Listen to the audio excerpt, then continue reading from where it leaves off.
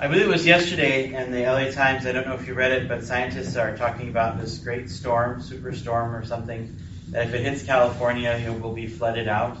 And it's like, great, so either we're going to be broken off by an earthquake, burned all up by fires, or now we have a superstorm coming in to wash us all into the ocean. All we need are cyclones and tornadoes, and we've got it all. And it can seem like all these sorts of things, these predictions, can create a lot of worry. In praying over these scriptures, there's one thing that came to mind, well, many things, but one thing that really rose up was Jesus is talking to his disciples. He's saying, do you not understand? And in my prayer I said, Jesus, sometimes I don't always understand. I don't always get it. And it's one of the things that has come up in my ministry as a priest and talking with people about sometimes they can't comprehend why things have happened and what's going on. Just Saturday evening, I spoke with a woman who had just come back from burying her daughter, her adult daughter. And the day they thought they were going to bring her home from the hospital back to her home was the day the doctor said, no, she's only got a few hours, you better talk to her now. So it's just this complete reversal of what their expectations were. And her biggest question to me was why? And so we were praying and wrestling with that together in that conversation. And I hear those questions the same, or that same sense of like why about things that happen and what does this all mean? And in the midst of all of that, like the eye of the storm is this psalm. The Lord will bless his people with peace. And so I was thinking, like, what do we do? How do we help people in those moments of difficulty to weather that storm and to continue that dialogue with God? And there are two things that I was thinking about. One of which is something from Rabbi Abraham Herschel. He wrote a book, When Bad Things Happen to Good People.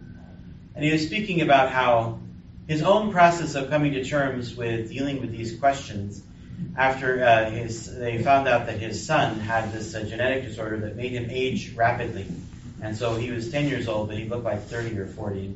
And that meant that he was going to die a lot sooner than anybody expected. And that question of why came to his mind, and he prayed over it. It was such a painful thing to try to wrestle with as a parent and as a rabbi, trying to understand this. And in the book he says he ultimately comes to the sense that why is not the right question. It's what do I do now?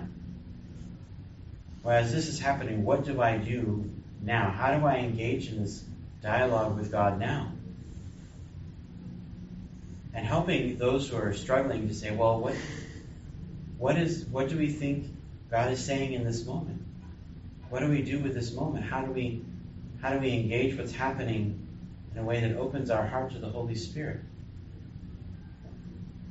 And so when we encounter those difficult situations, to begin that question is the dialogue.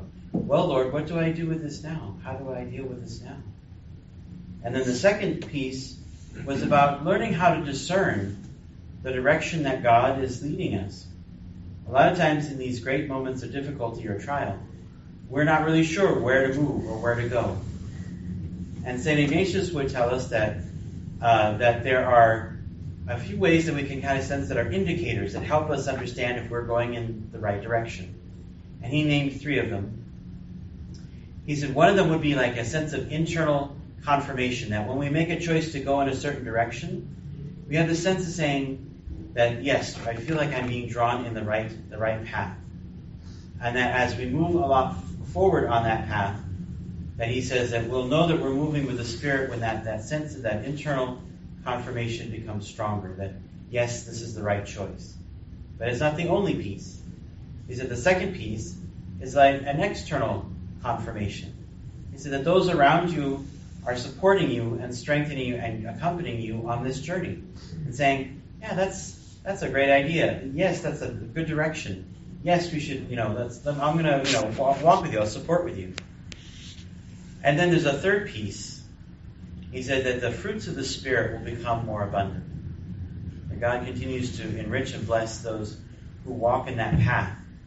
And so the sense of moving in that direction, those gifts of the Spirit, peace, kindness, generosity, love, joy, will begin to flourish. And so, in our work and ministry here in the ACC, and in our lives as we go along, we're going to encounter people who are going through very difficult situations. Or we ourselves are going to enter those difficult times as well. So, how do we negotiate? How do we navigate those? Do we simply pull our hair out and cry out what's going on? Or do we try to find that place where we can open our hearts to God because we know He will bless His people with peace?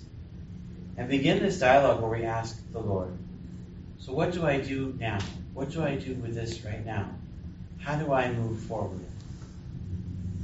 And in what way do we discern that path and that dialogue with the Holy Spirit to help us move towards where God is leading us? Because we know that if we follow on the path of God, we know He will lead us to the right place. It says so as much in Psalm 23. He leads us to green pastures where we have repose. How can we help others do this as well? How can we accompany them in our work, in our ministry, that they might also encounter God in this way and be led through these trials and difficulties to greener pastures?